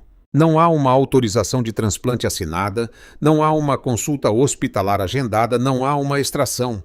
Há, no pior dos casos, um crime de intenções. E o direito penal meritíssima não pune as intenções, mas os fatos. Fez uma pausa teatral, olhando para a juíza. O que há em contrapartida é uma campanha de difamação orquestrada. A senhora Herrera, ferida em seu orgulho de esposa, e a senhora Soriano, tomada pelo pânico por seu filho, uniram forças para destruir um homem. As supostas provas são trechos de conversas privadas, tiradas de contexto, notas desesperadas. Meu cliente perdeu sua reputação, sua família e esteve à beira de perder sua liberdade. Ele já foi punido em excesso. Pedimos, portanto, a absolvição. Depois foi a nossa vez. Valente levantou-se com parcimônia. Não precisava de teatralidade. Tinha os fatos. Meritíssima, a defesa fala de intenções, mas o Código Penal pune a proposição e a conspiração para delinquir. E aqui, há, para além de qualquer dúvida razoável, uma conspiração. Um plano minucioso com fases com busca de colaboradores médicos, com estudos de compatibilidade realizados às escondidas da mãe. O réu não investigou opções. Ele pôs em marcha uma engrenagem cujo único fim possível era a mutilação de 2 crianças. O fato de ter sido interrompido não por sua vontade, mas porque foi descoberto, não converte o crime em uma mera intenção. Converte-o em um crime tentado. E quanto à campanha de difamação, Valente virou-se e olhou para mim. A única campanha aqui foi a de silêncio e manipulação que o réu exerceu durante anos sobre sua esposa e sobre a mãe de seu primeiro filho. Peço para o réu a pena correspondente aos crimes imputados e, em nome de minha representada, peço ademais que se declare a inabilitação especial para o exercício do poder familiar sobre os menores Lucas e Sofia de forma permanente. Antônio não se conteve. É isso que ela quer, levar meus filhos para sempre. Sua voz áspera quebrou o protocolo da sala. Senhor Montoya, silêncio. A juíza bateu o martelo com força. Ou me guarde o devido respeito ou o faço abandonar a sala. Antônio recostou-se na cadeira, a mandíbula cerrada, até que os músculos se marcassem sob a pele. Então veio o momento que eu mais temia e mais ansiava. O depoimento final de Antônio. Ao subir ao estrado, pareceu recompor-se. Já não era o marido furioso, mas o profissional acuado, o pai desesperado. Meritíssima começou com uma voz grave e contida. Cometi erros. Erros graves. Movido pelo medo de perder um filho, perdi a perspectiva. Minhas conversas com Isabel foram inapropriadas. Minhas providências médicas ocultas de minha esposa foram uma falha imperdoável de confiança. Paguei por isso com meu casamento, com o olhar de meus filhos, com minha honra. Fez uma pausa olhando para as mãos. Mas juro perante Deus e perante esta corte que nunca teria levado a cabo nenhum ato contra a vontade de Marina. Eu os amo demais. Aos três. O que vejo aqui não é justiça, é vingança. E meus filhos? Meus filhos acabarão por entender. Por que o sangue? Senhor Montoya, interrompeu a juíza secamente. Limite-se a responder ao que lhe é perguntado. Não aproveite para fazer proclamações. O depoimento terminou. A juíza anunciou que se retirava para deliberar. As horas seguintes foram as mais longas da minha vida. Esperamos numa sala anexa sem falar muito. Lúcia segurava minha mão. Valente revisava suas notas pela enésima vez. Antônio e seu advogado estavam do outro lado do corredor. Em um momento, ao ir ao banheiro, cruzei com ele. Estava sozinho, apoiado na parede, olhando por uma janela alta que dava para um pátio de luz. Contente, Marina, disse sem se virar. Vai conseguir me prender. Isso vai te fazer sentir melhor. Não quero que te prendam, Antônio. Minha voz soou surpreendentemente serena. Quero que você se afaste dos meus filhos. Para sempre. Finalmente, o oficial de justiça nos chamou. Voltamos à sala. A juíza entrou com sua toga preta e tomou assento. Não houve preâmbulos. Em nome de Sua Majestade o Rei e pela autoridade conferida pelo povo brasileiro esta sentença. Fez uma pausa ajustando os óculos. Com relação ao senhor Antônio Montoya Silva, este tribunal o declara culpado de um crime continuado de coação grave contra a dona Marina Herrera e culpado de um crime de conspiração para a comissão de lesões corporais gravíssimas por transplante ilegal de órgão. Um murmúrio percorreu a sala. Antônio ficou rígido e inexpressivo. Seu advogado fechou os olhos. Atendendo às circunstâncias atenuantes de arrependimento intenso que reconheço com ceticismo, mas que consta nos autos e a falta de antecedentes, impõe-se a pena de 3 anos de reclusão pelo primeiro delito e 5 anos pelo segundo a cumprir de forma conjunta com a concorrência que se estima em um total de 6 anos de reclusão. Outra pausa. No entanto, dada a natureza dos fatos e a escassa entidade do arrependimento, não se estima a suspensão da pena. Deverá ingressar em regime fechado. Vi a cor desaparecer do rosto de Antônio. 6 anos. Não era uma vida, mas era um mundo. Um mundo em que meus filhos cresceriam sem ele. Ademais, continuou a juíza, e em aplicação do solicitado pela acusação particular, declara-se a inabilitação especial para o exercício do poder familiar sobre os menores Lucas e Sofia Herrera Montoya, que fica atribuído exclusivamente à sua mãe Dona Marina Herrera. Proíbe-se ao condenado qualquer tipo de comunicação ou aproximação dos menores até que estes atinjam a maioridade, devendo a medida ser revista então, a pedido deles, se assim o desejarem. Era o fim. A vitória completa. E, no entanto, não senti euforia, apenas um alívio tão profundo que me deixou sem forças. Antônio foi algemado ali mesmo na sala. Ao ser levado, passou à minha altura. Parou. Os agentes puxaram-no, mas ele resistiu por um segundo.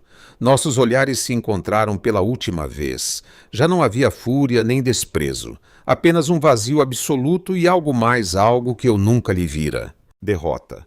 Cuide deles, disse. E sua voz era apenas um sussurro rouco. Depois deixou-se levar. Ao sair do tribunal, a luz do dia me atingiu em cheio. Havia jornalistas, mas Valente e Lúcia me protegeram e entramos num táxi. Para onde? Perguntou o motorista. Pensei nos meus filhos me esperando em Campos do Jordão. Pensei na casa vazia em São Paulo. Pensei em Isabel e Miguel. Para a rodoviária do Tietê, eu disse, vou pegar um ônibus. Não fui direto para Campos do Jordão. Fui para Salvador, para um pequeno hospital conveniado onde Miguel, graças à gestão urgente da Fundação ProRim e à doação anônima que fiz com o que pude resgatar da venda de minhas joias, estava internado. Não para um transplante, ainda não havia doador, mas para um tratamento de última geração que lhe dava um respiro, uma esperança real. Isabel estava no quarto lendo-lhes um conto. Ao me ver, levantou-se nervosa. O veredito: 6 anos, sem acesso às crianças. Entreguei-lhe uma cópia da sentença. É o fim, Isabel. Ela leu rapidamente e depois cobriu o rosto com as mãos, chorando em silêncio. Não eram lágrimas de alegria nem de tristeza por Antônio. Eram lágrimas de esgotamento, de libertação de uma pressão de anos. Miguel da cama nos olhava. O tio Antônio não vem mais? Perguntou com sua vozinha fraca. Isabel e eu trocamos um olhar. Não, meu anjo não vem mais, disse ela suavemente. Eu gostava dele, mas ele deixava a mamãe triste, disse Miguel com uma lucidez dilacerante. Depois olhou para mim. E seus filhos estão bem? Sim, Miguel. Eles estão bem. E pela primeira vez era verdade. De volta a São Paulo no ônibus, o celular vibrou. Era Lúcia. Viu as notícias. O escritório Montoya e associados emitiu um comunicado.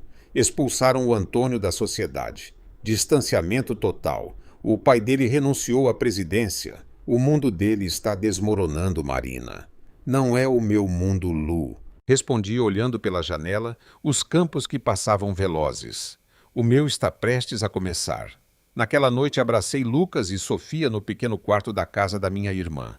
Contei-lhes com palavras simples que o papai havia feito coisas muito ruins e que teria que ficar um tempo longe para aprender, que não o veríamos mais, que a mamãe estaria sempre, sempre ali, para sempre. Perguntou Sofia agarrada ao meu pescoço.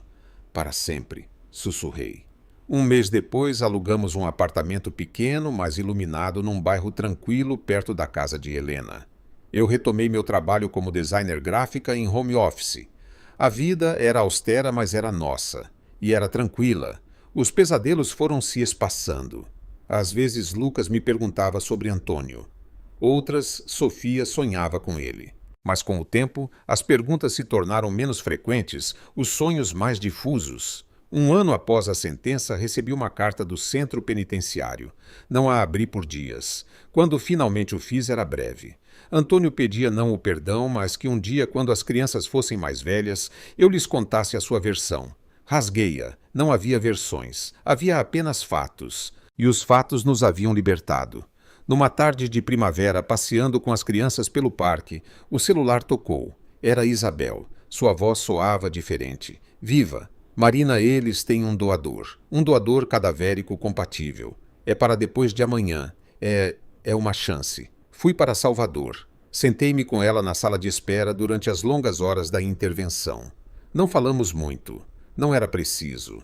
Quando o cirurgião saiu cansado, mas com um leve sorriso, e disse: o transplante foi um sucesso técnico. Agora é esperar, mas o rim está funcionando. Isabel desabou soluçando em meus braços. Pela primeira vez não eram lágrimas de medo, mas de esperança. Miguel sobreviveu. Não sem complicações, mas sobreviveu. O novo rim funcionou.